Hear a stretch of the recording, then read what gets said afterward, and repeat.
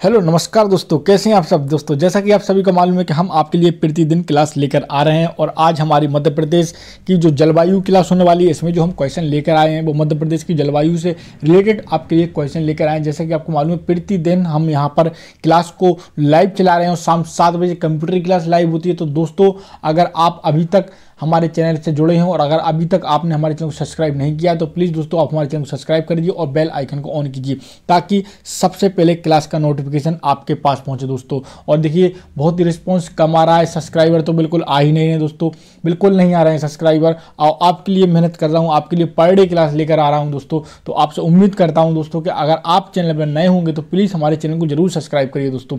तो आइए चलते हैं हम अपने अगले पहले क्वेश्चन की तरफ जानेंगे, अपना पहला क्वेश्चन। अच्छा दोस्तों, एक और इन्फॉर्मेशन आपको देना चाहूँगा। जैसा कि आप सभी को मालूम है कि शनिवार को हमारी पॉलिटिक्स की एक क्लास होने वाली है जो कि बहुत ही ज़्यादा स्पेशल है। और इसी के साथ संडे को हम एक टेस्ट लेते हैं, हर संडे को एक टेस्ट, ऑनलाइन टेस्ट लेते हैं। और अगर आप भी वह टेस्ट देना चाहते हैं तो मैंने डिस्क्रिप्शन में नंबर दे दिया, व्हाट्सएप पे आप अपना नाम और जिले का नाम मुझे मैसेज करके भेज दें ताकि हम आपको ग्रुप में ऐड कर सकें दोस्तों।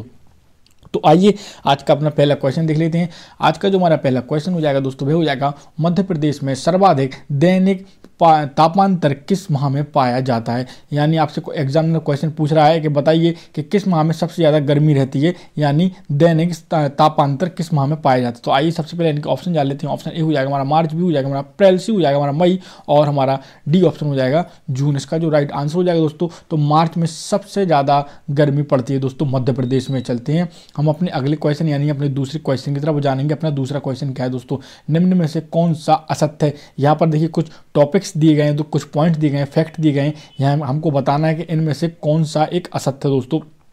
तो आइए सबसे पहले इनके ऑप्शंस जान लेते हैं। ऑप्शन ए हो जाएगा हमारा मध्य प्रदेश में सबसे ज़्यादा वर्षा पचमढ़ी में होती है। तो बिल्कुल सही बात है दोस्तों, क्योंकि मध्य प्रदेश का एकमात्र हिल स्टेशन है जो कि पचमढ़ी है। मध्य प्रदेश में सबसे ज़्यादा जो बरसात होती है वह हमारी पचमढ़ी में ही होती है। और दूसरा दोस्तों, यहाँ पर जो पॉइंट है वह है दोस्तों हमारा मध्य प्रदेश यानी एमपी में न्यूनतम वर्षा शहडोल में होती है। तो ये थोड़ा हमारा डाउटफुल है और ये गलत भी है, ठीक है। और हमारा जो सी ऑप्शन देख लेते हैं 7 नंबर का, वह दोस्तों हमारा मध्य प्रदेश में सर्वाधिक तापांतर गंज बासोदा में दर्ज किया गया। बिल्कुल ये भी सत्य बात है, सबसे ज़्यादा गर्मी जो पड़ी है अभी तक वो गंज बासोदा में उसको मापा गया है, ठीक है ना, मध्य प्रदेश की। डी हो जाएगा हमारा मध्य प्रदेश में न्यूनतम तापमान शिवपुरी में दर्ज किया गया। बिल्कुल सत्य बात दोस्तों। तो एक बार फिर से इन क्वेश्चनों को रिपीट कर लेते हैं क्योंकि ये भी कहीं ना कहीं आपसे एग्जाम पूछा जा सकता है, क्योंकि यहाँ पर 3 पॉइंट क्लियर हो रहे हैं। सबसे पहले अगर एग्जामिनर आपसे क्वेश्चन पूछेगा, वह पूछेगा मध्य प्रदेश में सबसे ज़्यादा बरसात कहाँ होती है, तो पचमढ़ी में होती है। सबसे ज़्यादा गर्मी कहाँ पर होती है, तो गंज बासोदा में होती है। सबसे ज़्यादा मध्य प्रदेश में तापमान कहाँ, गर्मी का सबसे ज़्यादा कहाँ, सॉरी दोस्तों, सबसे ज़्यादा ठंड कहाँ पर पड़ती है, तो वह हमारे शिवपुरी में पड़ती है। लेकिन सबसे कम बरसात शहडोल में होती है, ये हमारा बिल्कुल असत्य बात है और हमारा यही राइट आंसर है। B option is the right answer. चलते हैं अपने हम तीसरे क्वेश्चन की तरफ जानेंगे। अपना तीसरा क्वेश्चन क्या है दोस्तों, हमारा जो तीसरा क्वेश्चन हो जाएगा वो हो जाएगा मध्य प्रदेश में शीतकाल में पश्चिमी विक्षोभ से होने वाली वर्षा को क्या कहते हैं। आइए सबसे पहले ऑप्शन देख लेते हैं। ऑप्शन ए हो जाएगा हमारा चौमासा, बी हो जाएगा हमारा शीथाला और हमारा सी ऑप्शन हो जाएगा यूनाला और हमारा डी ऑप्शन हो जाएगा माउट। तो इसका जो राइट आंसर हो जाएगा दोस्तों वह माउट हो जाएगा। आप सभी जानते हैं अभी माउटें पड़ी थी और बरसात भी हुई थी, तो इन्हीं को माउट बोलते हैं, ठीक है दोस्तों। चलते हैं अपने हम चौथे क्वेश्चन की तरफ और जानेंगे। चौथा क्वेश्चन क्या है, ये एमपीपीएससी 2013 में पूछा गया ये क्वेश्चन। मालवा पठार पर किस प्रकार की जलवायु पाई जाती है। जो मालवा के पठार हैं उस पर किस प्रकार की जलवायु पाई जाती है। तो सबसे पहले इनके ऑप्शन देखेंगे दोस्तों। हमारे ऑप्शन ए हो जाएगा हमारा मानसूनी, बी हो जाएगा शुष्क महाद्वीपीय और हमारा सी ऑप्शन हो जाएगा सम जलवायु और डी ऑप्शन हो जाएगा उपयुक्त में से कोई नहीं। इसका जो राइट आंसर हो जाएगा वह हो जाएगा दोस्तों शुष्क महाद्वीपीय, यानी हमारा B option is the right answer दोस्तों। चलते हैं हम अपने 5वें क्वेश्चन की तरफ और जानेंगे 5वां क्वेश्चन क्या है दोस्तों।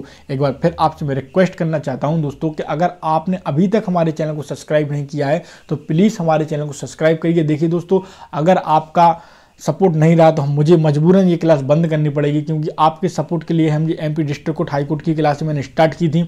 अगर आप हमें सपोर्ट नहीं करेंगे तो ये क्लास रेगुलर करना मुझे बहुत ही मुश्किल हो जाएगा दोस्तों, क्योंकि व्यूज़ बहुत ही ज़्यादा कम आ रहे हैं और सब्सक्राइबर तो आ ही नहीं रहे दोस्तों। और आपके लिए इतनी मेहनत कर रहा हूँ, ऑनलाइन संडे को टेस्ट कंडक्ट कराता हूँ दोस्तों, और शनिवार के दिन पॉलिटिक्स की क्लास जो कल आने वाली है दोस्तों वो भी आपको प्रोवाइड करा देंगे। और एक कंप्यूटर की क्लास होती है, एक मैं आपके लिए सामान्य जी की क्लास ले रहा हूँ। और मैं तो ये भी सोच रहा था कि आने वाले समय में और भी क्लास क्लासेस स्टार्ट करें, पर आपका सहयोग चाहिए दोस्तों उसके लिए। तो प्लीज़ दोस्तों सहयोग ये है कि अगर चैनल पर नए हैं तो प्लीज़ चैनल को सब्सक्राइब करिए और बेल आइकन को ऑन कीजिए।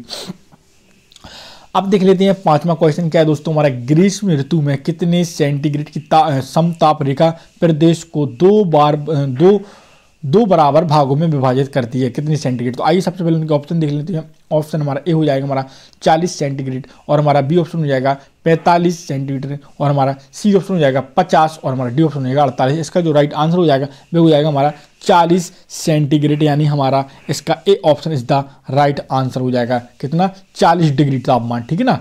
अब चलते हैं हम अपने अगले क्वेश्चन की तरफ, जानेंगे अपना अगला क्वेश्चन क्या है हमारा। जो छठवां क्वेश्चन है, मालवा पठार का सबसे गर्म महीना कौन सा होता है। यहाँ पर आपसे एग्जामिनर क्वेश्चन पूछ रहा है कि बताइए मालवा पठार का सबसे गर्म महीना कौन सा होता है। सबसे पहले दोस्तों ऑप्शन देखेंगे, ऑप्शन हमारा ए हो जाएगा मालवा पठार, भी हो जाएगा बघेलखंड, से हो जाएगा नर्मदा घाटी क्षेत्र और हमारा डी ऑप्शन हो जाएगा विंध्य पर्वतीय क्षेत्र। जो इसका राइट आंसर हो जाएगा दोस्तों वो हो जाएगा हमारा बघेलखंड पठार। क्या हो जाएगा, बघेलखंड पठार, यानी मालवा का सबसे गर्म महीना कौन सा होता है, तो बघेलखंड का पठार, ठीक है ना। मालवा पठार का सबसे गर्म महीना। यहाँ पर क्वेश्चन थोड़ा सा मुझे मिस्टेक लग रहा है दोस्तों, इसको स्किप कर दीजिए, क्वेश्चन की थोड़ी डाउट्स हो गया इसलिए इसको छोड़ देते हैं, बाद में इसको डिस्कस कर लेंगे। सातवां क्वेश्चन देखेंगे, न्यूनतम तापमान प्रदेश में कहाँ दर्ज किया गया है। अभी मैंने आपको एक क्वेश्चन ऊपर बताया था दोस्तों, और यहाँ पर ये क्वेश्चन आपसे फिर पूछा जा रहा है कि न्यूनतम तापमान मध्य प्रदेश में कहाँ दर्ज किया गया था। ऑप्शन वही है बालाघाट, बी से भी नहीं, सी हमारा हो जाएगा झाबुआ, डी ऑप्शन हो जाएगा शिवपुरी और यही हमारा राइट आंसर हो जाएगा दोस्तों।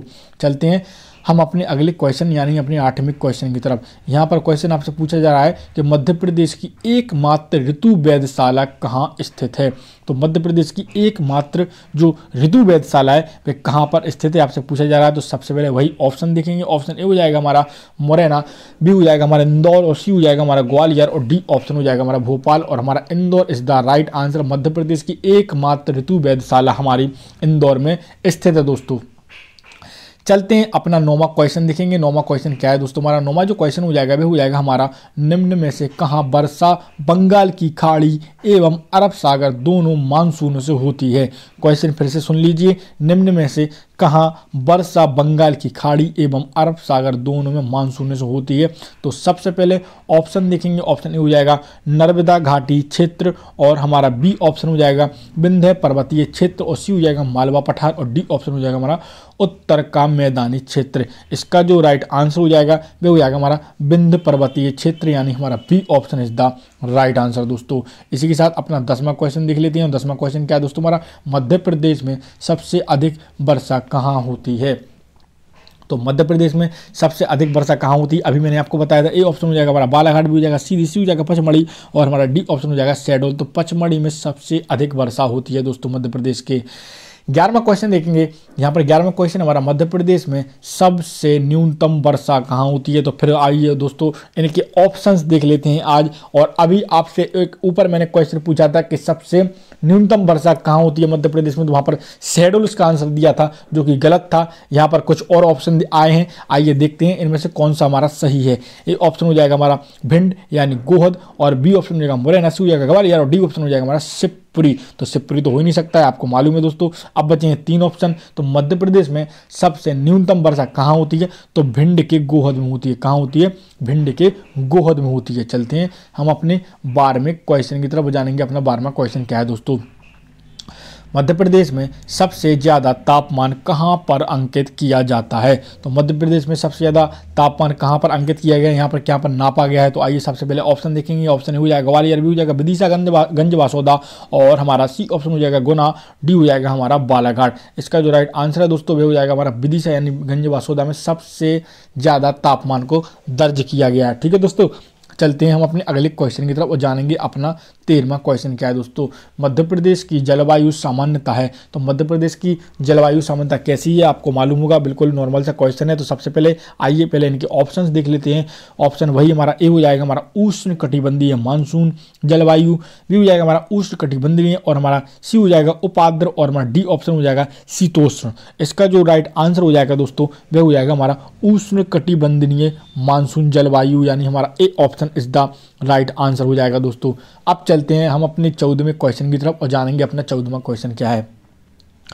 मध्य प्रदेश में ग्रीष्म ऋतु का समय कब होता है? मध्य प्रदेश में ग्रीष्म ऋतु का समय कब होता है? तो आइए भाई इनके ऑप्शन देख लेते हैं। ऑप्शन ए हो जाएगा हमारा मार्च जून, बी हो जाएगा हमारा जुलाई अक्टूबर, सी हो जाएगा हमारा नवंबर फरवरी और हमारा डी ऑप्शन हो जाएगा इनमें से कोई नहीं। आपको सभी को इसका आंसर मालूम होगा दोस्तों। इसका जो राइट आंसर हो जाएगा कि मध्य प्रदेश में ग्रीष्म ऋतु का समय कब होता है, तो यह हमारा मार्च जून में होता है। कब होता है? मार्च जून में होता है और A option is the right answer दोस्तों। अब चलते हैं हम अपने 15वें क्वेश्चन की तरफ, जानेंगे अपना 15वां क्वेश्चन क्या है।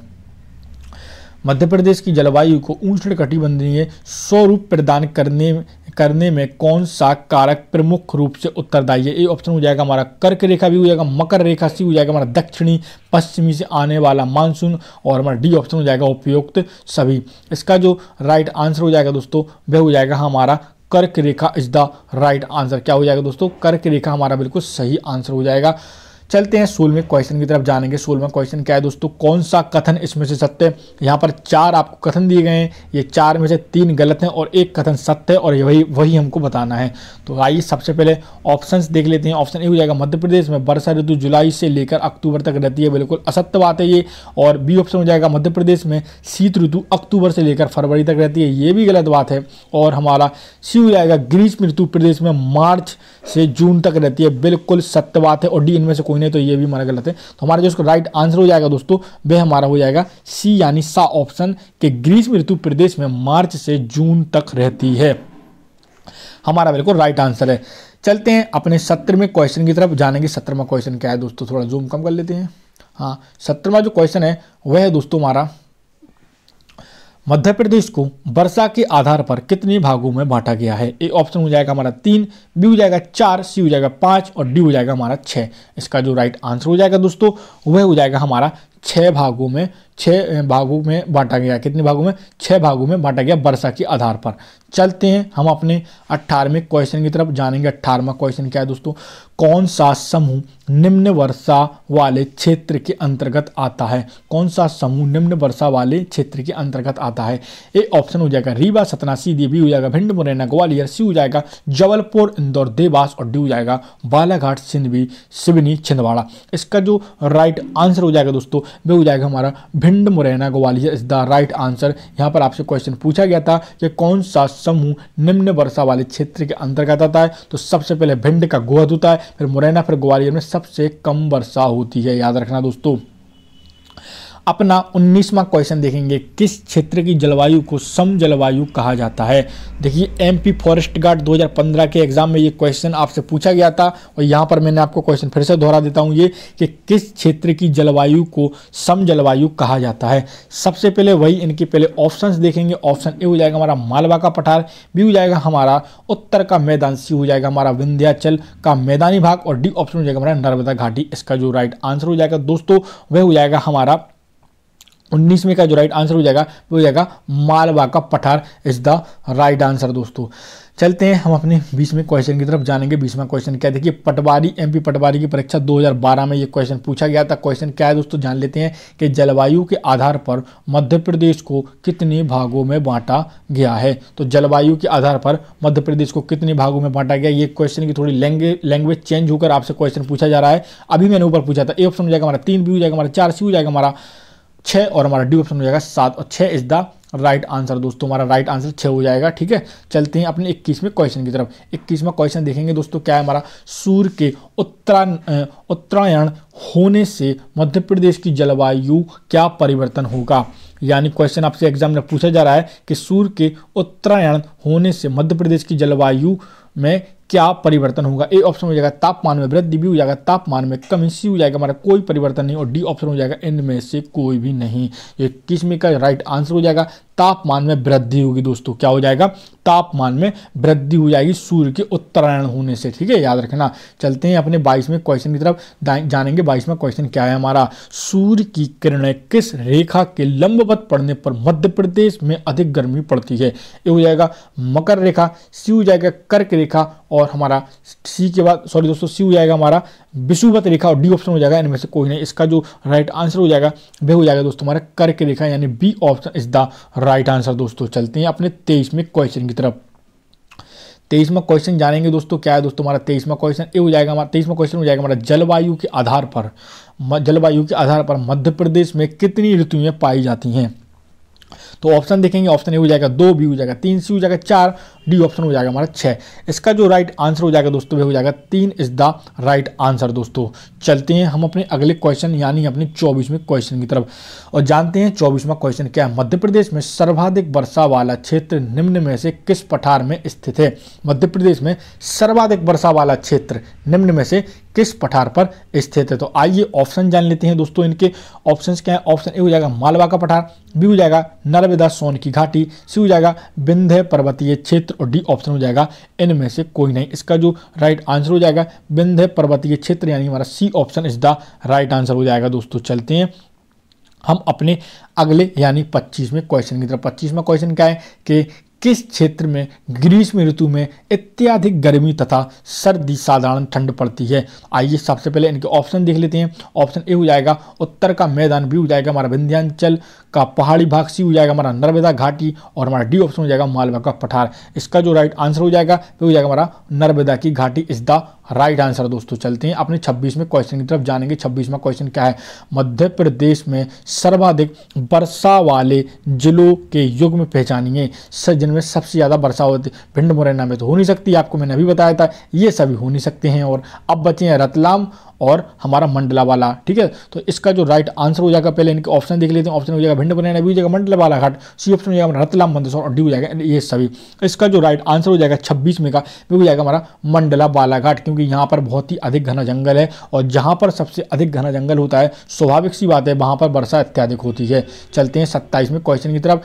किस माह के समूह को मध्य प्रदेश में द्वितीय ग्रीष्म ऋतु कहा जाता है? एग्जामिनर ने क्वेश्चन क्या पूछा है आपसे कि किस माह के समूह को मध्य प्रदेश में द्वितीय ग्रीष्म ऋतु कहा जाता है? वही हमारा ऑप्शन देखेंगे। ऑप्शन ए हो जाएगा हमारा जून जुलाई, बी हो जाएगा हमारा जुलाई अगस्त और हमारा सी ऑप्शन हो जाएगा अगस्त सितंबर और डी हो जाएगा हमारा सितंबर अक्टूबर। इसका जो राइट आंसर हो जाएगा यही आंसर हो जाएगा September October is the right answer. दोस्तों इसके बाद 28वां क्वेश्चन देख लेंगे। एमपीपीएससी 2014 में एग्जामिनर ने क्वेश्चन पूछा था आपसे। क्वेश्चन क्या था? प्रसिद्ध पर्यटक स्थल पचमढ़ी और अमरकंटक राज्य के किस जलवायु प्रदेश में सम्मिलित है? ऑप्शन देखेंगे। ऑप्शन ए हो जाएगा मालवा पठार क्षेत्र, बी हो जाएगा उत्तर का मैदानी क्षेत्र, सी हो जाएगा नर्मदा घाटी क्षेत्र और डी ऑप्शन हो जाएगा विंध्य पर्वतीय क्षेत्र।